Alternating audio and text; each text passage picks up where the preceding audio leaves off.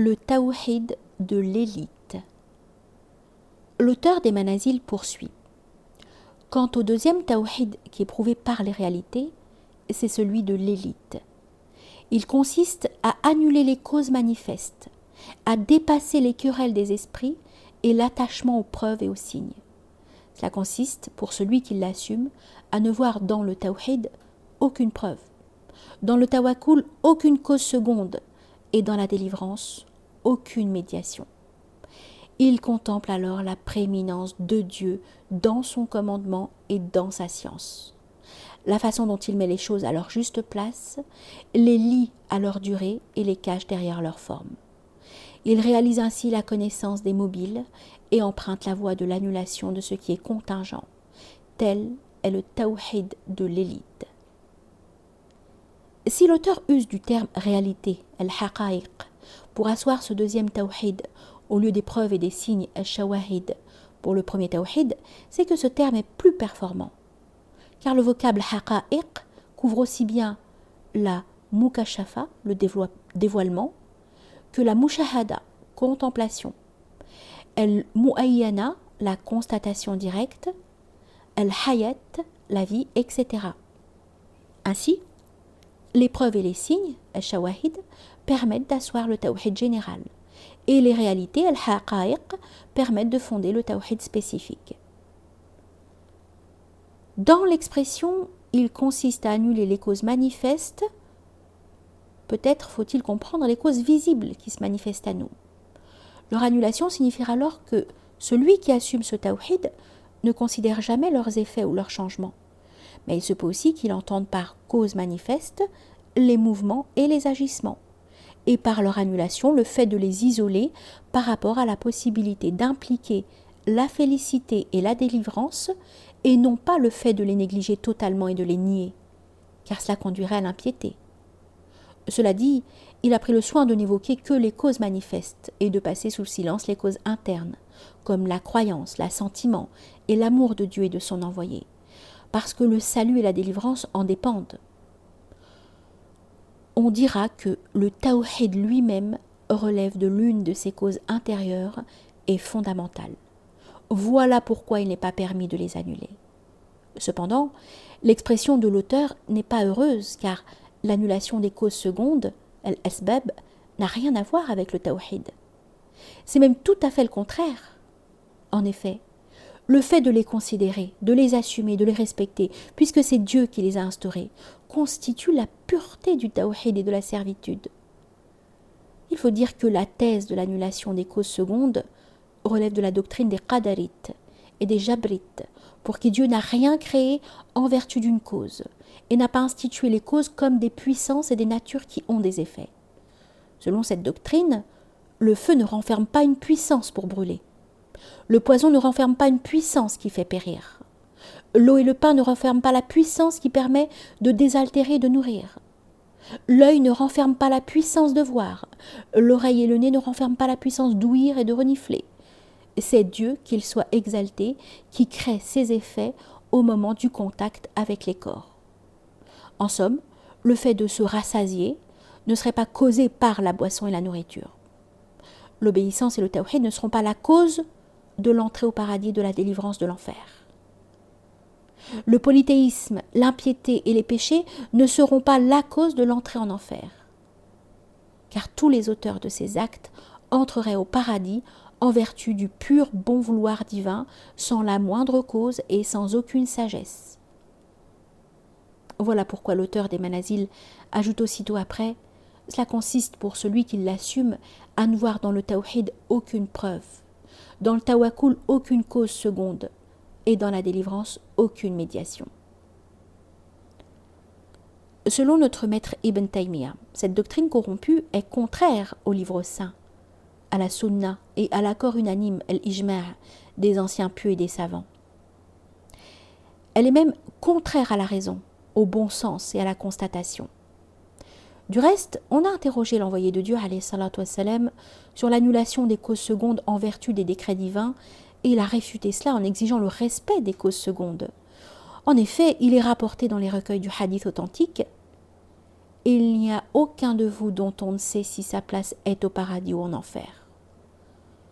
Les gens présents ont demandé « Ô envoyé de Dieu, devons-nous cesser d'agir et de nous fier à la prédestinée ?» Il a répondu « Non, agissez, car chacun est prédisposé pour ce à quoi il a été créé. » Il est rapporté également dans les recueils des Sunnan qu'on a interrogé le prophète alayhi salatu wassalam en ces termes. « Ô envoyé de Dieu, vois-tu ces remèdes que nous prenons pour nous soigner et ces protections que nous utilisons pour nous protéger? Est-ce qu'ils repoussent ce qui est décrété par Dieu ?» Il a répondu « Ils font partie de l'arrêt de Dieu. » Il en va de même de la réponse du deuxième calife bien guidé, Omar ibn al-Khattab, que Dieu soit satisfait de lui, à Ubayda ibn al-Jarrah, qui lui demandait « Tu fuis l'arrêt de Dieu ?» c'est-à-dire la peste. Omar répondit « Je fuis l'arrêt de Dieu pour l'arrêt de Dieu. » Ce second tawhid consiste aussi, comme dit l'auteur, à dépasser les querelles des esprits. Ce qu'il dit est tout à fait vrai. En effet, le tawhid et la croyance ne se réalisent que si on évite cela. Qu'est-ce qui a altéré les religions des messagers, sinon les maîtres des controverses intellectuelles qui campent sur leur rationalisme pour réfuter et contester tout ce qui a été apporté par les révélations? Quant au fait de dépasser l'attachement aux preuves et aux signes, elles manquent de précision. En effet, les shawahid auxquels il faut cesser de s'attacher ici sont les preuves et les signes, et cela constitue une manière de sortir complètement du domaine du savoir et de la croyance.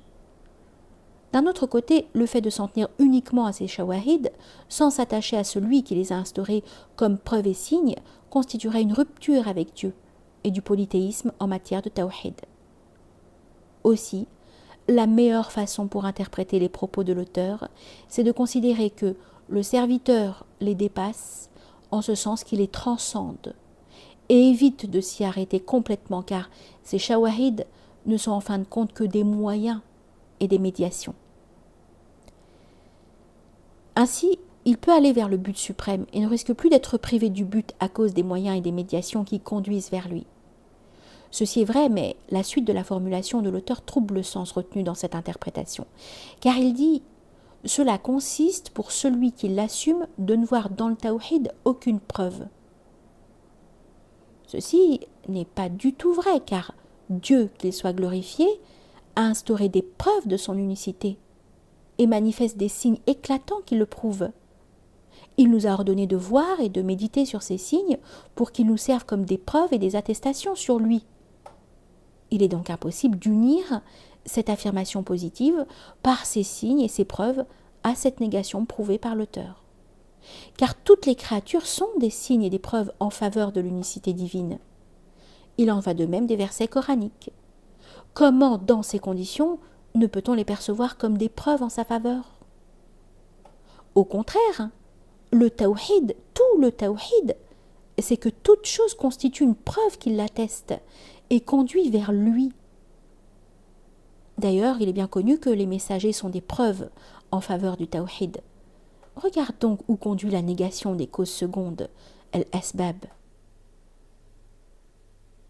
Celui qui assume ce tawhid selon l'auteur ne voit dans la délivrance aucune médiation. Ceci ne peut être valable que sous un seul rapport, à savoir le fait de ne considérer et de ne voir la réalisation du salut et de la délivrance qu'en tant que simple résultat des médiations des œuvres et des causes secondes. Autrement dit, le fait de ne pas les considérer du tout comme des moyens et des médiateurs est tout à fait vain et contredit la loi religieuse et la raison. D'un autre côté, le fait de ne pas les voir en tant que moyens, tout en croyant que ce sont bien des moyens, ne constitue pas une attitude parfaite. S'agissant de l'expression de l'auteur, il contemple alors la prééminence de Dieu dans son commandement et dans sa science. Cela ne porte pas seulement sur la simple éternité du Seigneur, qu'il soit exalté, et sur sa prééminence sur toute chose, mais elle porte aussi sur la primauté de la science et du décret propre à Dieu.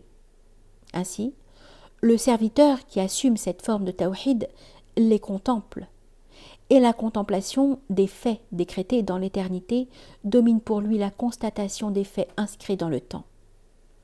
Le Seigneur est seul là où il n'y a d'autre existant que lui, ayant déjà su toutes les créatures qui viendront à l'existence, déterminant leur sort et leur durée, et les instaurant en vertu de sa science et de sa sagesse.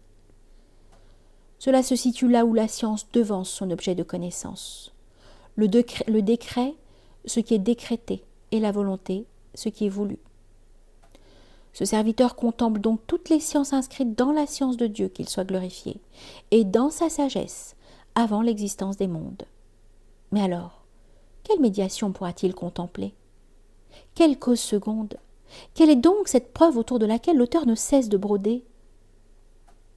Quant au fait de contempler la façon dont il met les choses à leur juste place, les lie à leur durée et les cache derrière leur forme, elle évoque trois choses: l'espace, le temps et la matière, qui sont nécessaires pour toute créature. Chaque créature a besoin d'un temps dans lequel elle existe, d'un espace où elle se fixe et d'une matière par laquelle elle se forme. Il semble que l'auteur entende par là les causes secondes, et que Dieu, qu'il soit exalté, a voilé les réalités des choses au regard des créatures, parce qu'elle voit dans l'attachement des effets à leur cause. Ainsi, celui qui assume ce degré du tawhid contemple comment le Seigneur, qu'il soit glorifié, a manifesté les choses à travers leur forme et leur matière, et comment il les a manifestées à travers l'agencement de leur cause, tout en cachant sa science et son commandement derrière ce qu'il en a manifesté. Donc, la manifestation concerne les causes visibles, et la réalité cachée se rapporte à la science et aux commandements qui sont antérieurs. Son expression « il réalise ainsi la connaissance des mobiles » veut dire que ce tawhid permet à celui qui l'assume de connaître les mobiles et les motifs qui déterminent les états et les stations spirituelles, ainsi que les œuvres. Autrement dit, il parvient à distinguer les obstacles qui se dressent devant lui, devant celui qui chemine sur la voie spirituelle. Puis il emprunte la voie de l'annulation de ce qui est contingent, c'est-à-dire qu'au-delà de cette contemplation, le serviteur qui a atteint ce degré du tawhid emprunte la voie de ceux qui contemplent la source de l'éternité, sans s'arrêter devant ce qui est contingent. Ceci grâce à l'extinction dans la présence du tout. Toutefois, si l'auteur entend par l'annulation de ce qui est contingent le fait que le serviteur croit à la négation de la contingence et de l'instauration de la chose, cette attitude constitue de sa part une atteinte au bon sens et au dévoilement. Et s'il entend l'annulation du contingent dans le cœur de ce serviteur, de sorte qu'il ne voit ni l'instaurateur ni ce qui est instauré, et c'est probablement le sens qu'il vise, cela s'oppose à ce qui est ordonné par Dieu et son messager, et contredit la vérité.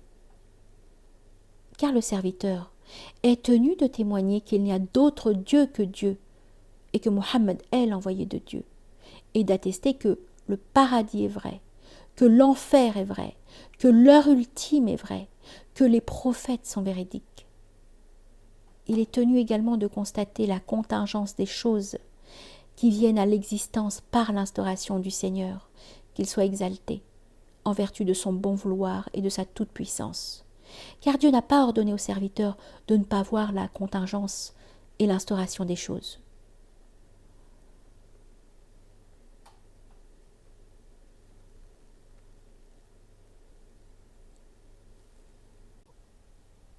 Le troisième tawhid.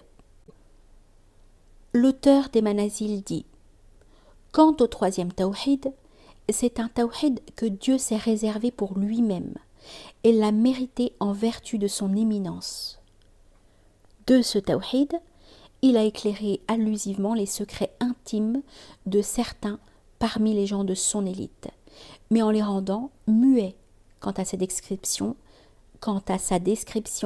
et incapables quant à sa formulation.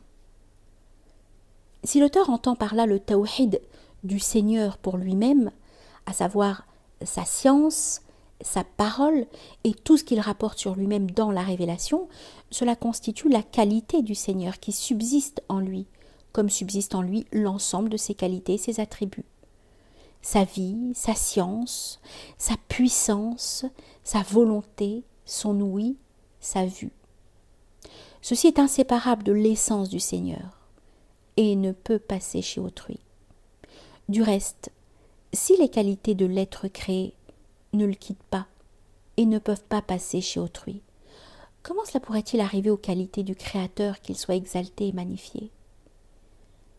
Mais Dieu atteste cela par ses signes et ses versets, en informant ses serviteurs du tawhid qui subsiste en lui. De ce fait, lorsque le serviteur témoigne en sa faveur, selon ce qu'il a témoigné lui-même sur lui-même, on dira que ce témoignage est le témoignage du Seigneur, c'est-à-dire qu'il est conforme au témoignage divin.